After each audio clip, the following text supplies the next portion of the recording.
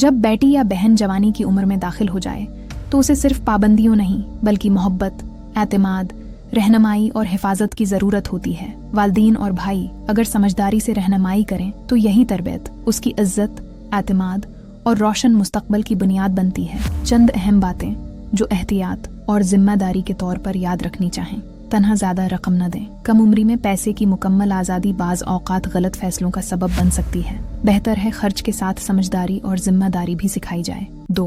घर या अहम जगहों की चाबियां मुकम्मल बेएहतियाती से न दें। हिफाजत और एतमाद दोनों ज़रूरी हैं। चाबी देने के साथ एहतियात और जिम्मेदारी का एहसास भी देना चाहिए। 3. मोबाइल या इंटरनेट बगैर निगरानी और रहनुमाई के न दें। आज के दौर में मोबाइल फ़ायदा भी है और ख़तरा भी, इसलिए एतमाद के साथ सही इस्तेमाल, ऑनलाइन हिफाजत और हुदूद ज़रूर समझाएं।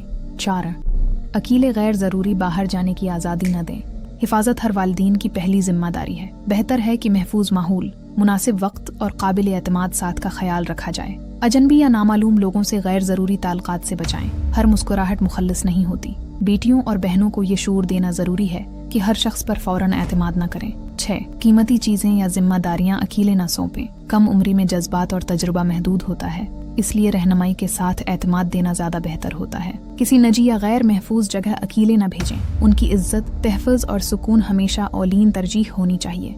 एहतियात मोहब्बत की एक शक्ल है, पाबंदी नहीं। याद रखें, बेटी और बहन सिर्फ घर की इज्जत नहीं बल्कि अल्लाह की अमानत होती हैं। उन्हें खौफ से नहीं बल्कि मोहब्बत, तरबियत, एतमाद और अच्छे अखलाक से संभालें ताकि वो मजबूत, बावकार और समझदार इंसान बन सकें।